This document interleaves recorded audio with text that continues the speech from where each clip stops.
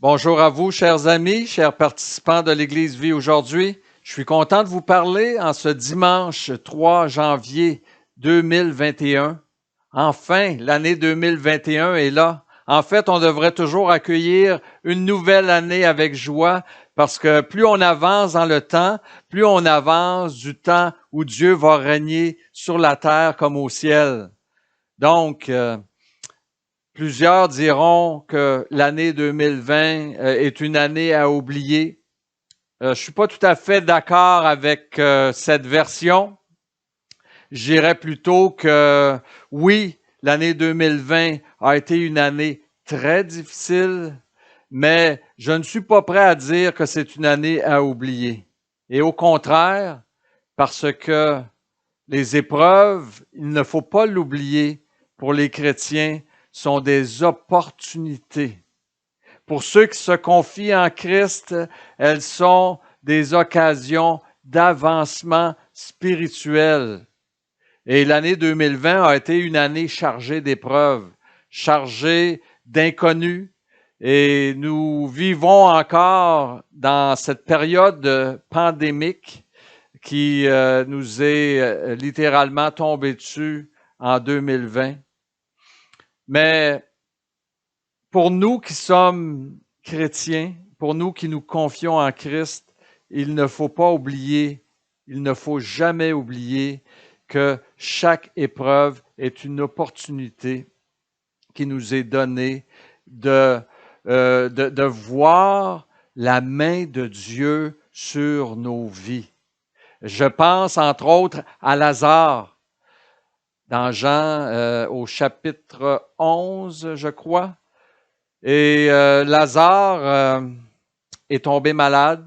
Et puis Jésus a été un peu complice de son épreuve en restant près de 4 jours à l'endroit où il était après qu'on lui eut apporté la nouvelle que Lazare était malade.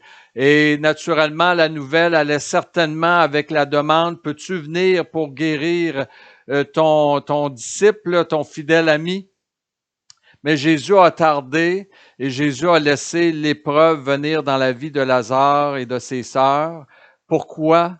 Afin de manifester la gloire de Dieu. Alors pour chacun d'entre nous qui croyons en Dieu, qui nous confions en Christ, les épreuves sont des opportunités pour que la gloire de Dieu se manifeste dans nos vies.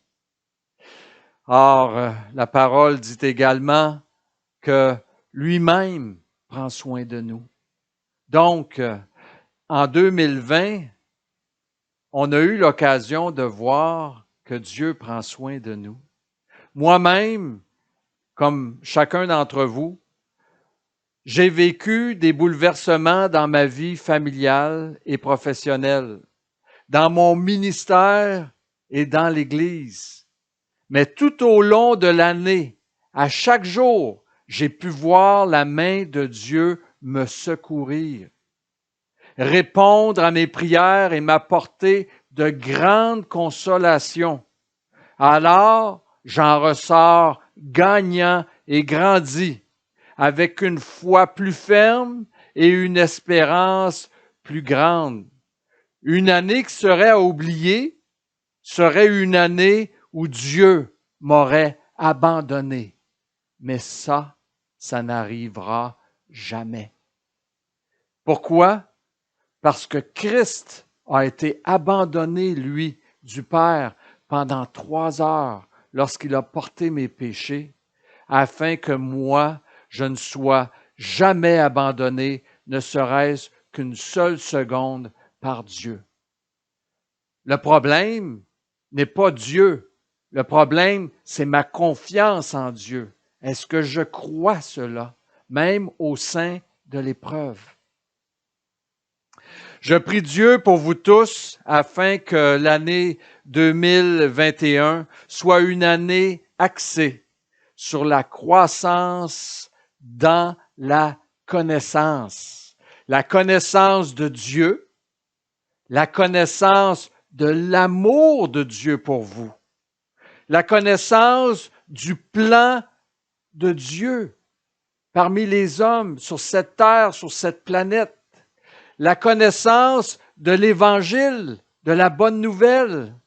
La connaissance du don de Dieu par Jésus-Christ. Je veux tout simplement vous dire, excusez-moi pour les variations de teintes dans l'écran. Mon éclairage n'est pas tout à fait au point. Il le sera éventuellement.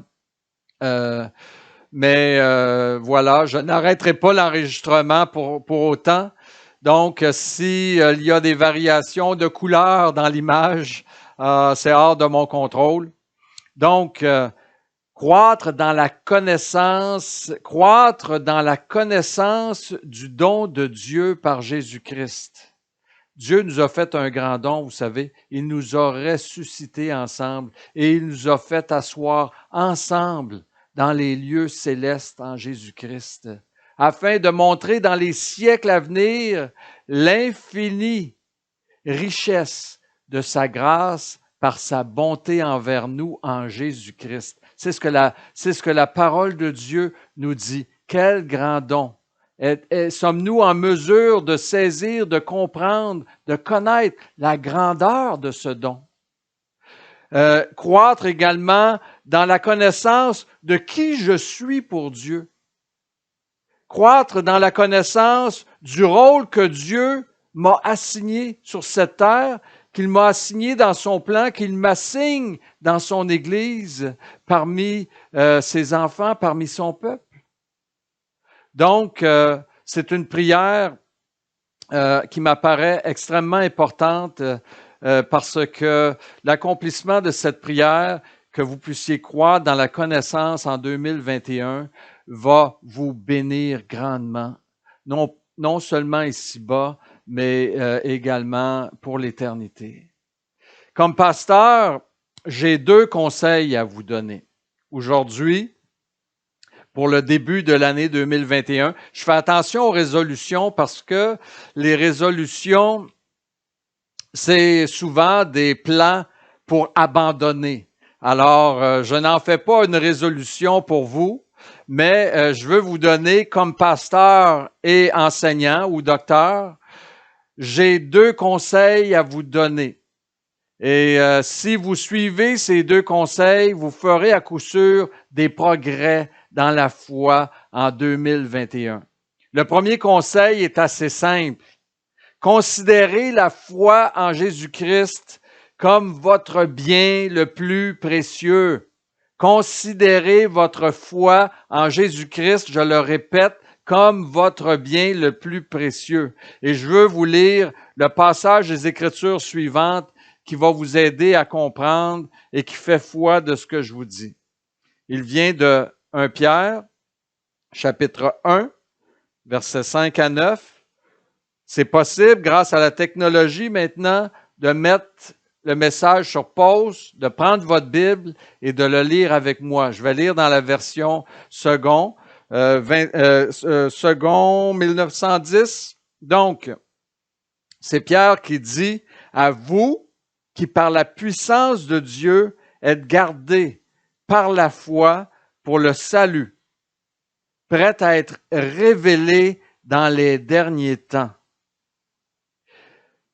Vous avez bien compris, gardés, vous êtes gardés par la foi pour le salut, prêt à être révélé dans les derniers temps.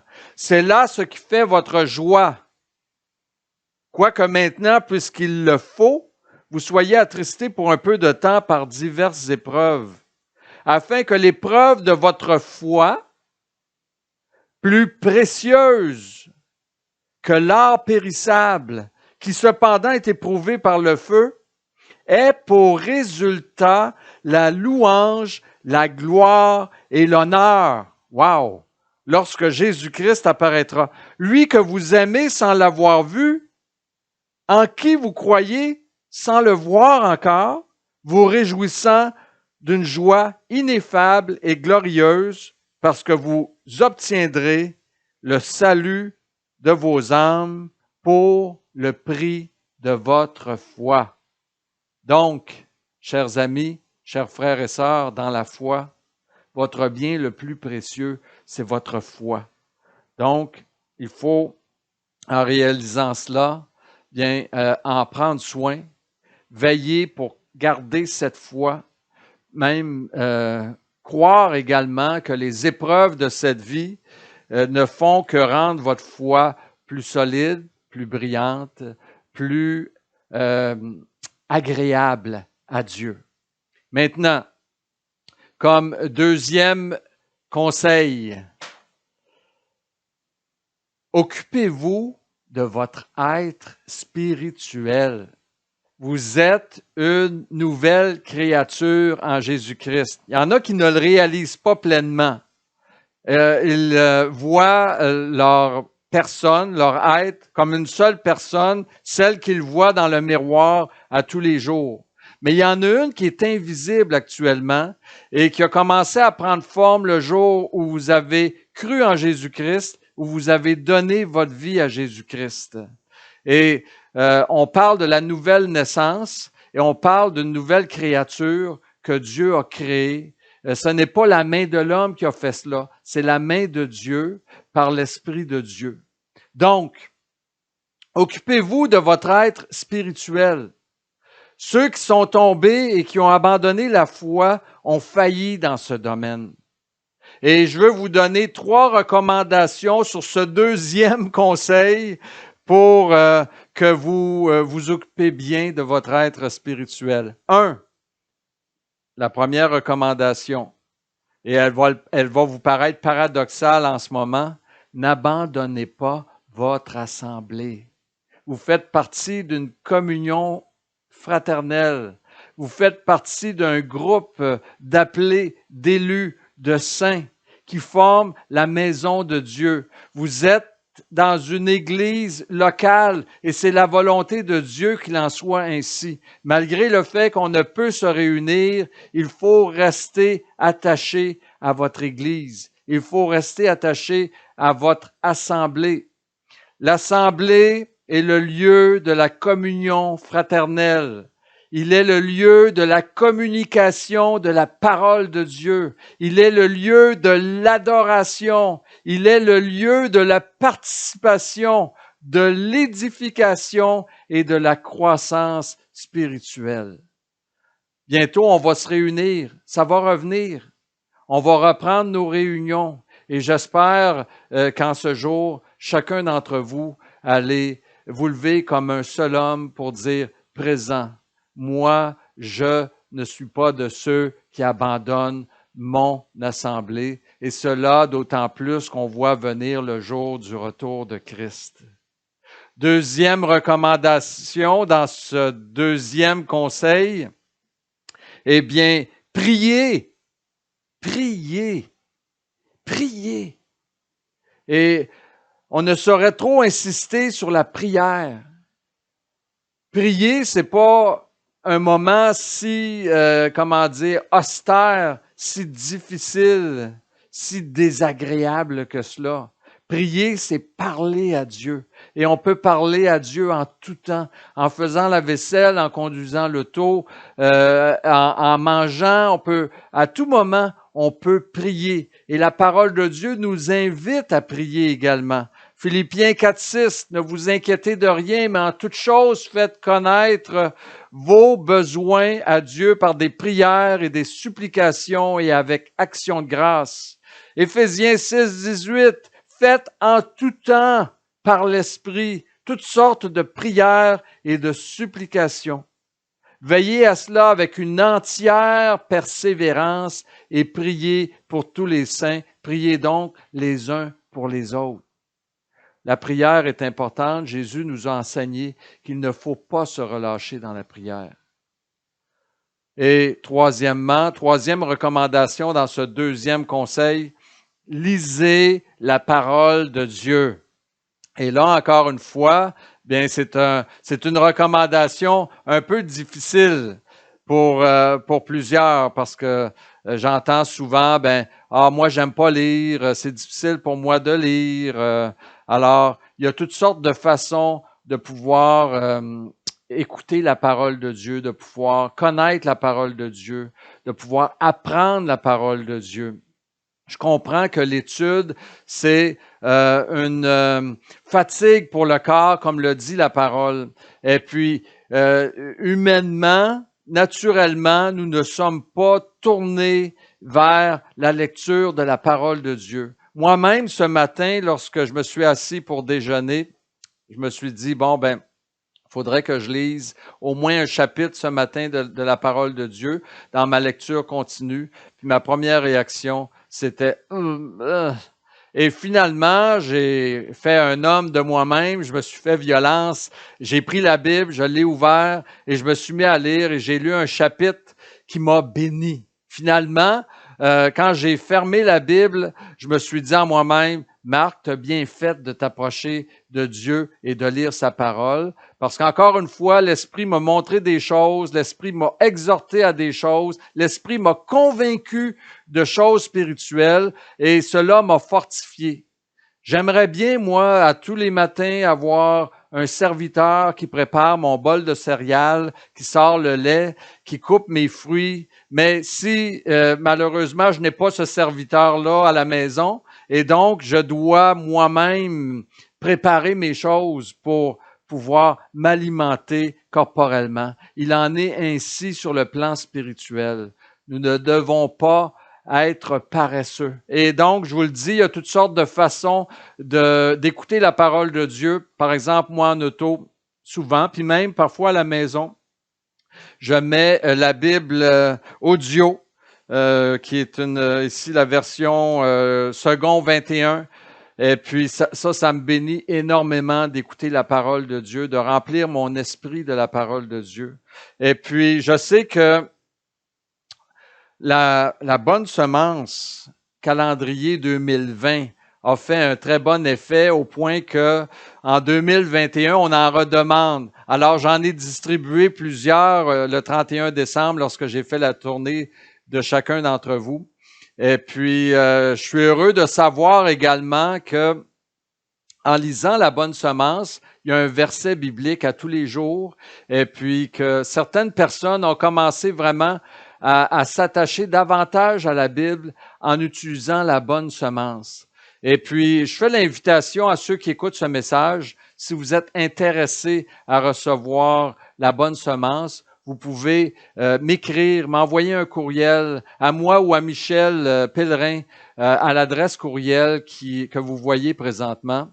Et nous vous ferons parvenir la bonne semence, version 2021, où vous allez avoir un verset biblique pour chaque jour avec une explication de ce verset.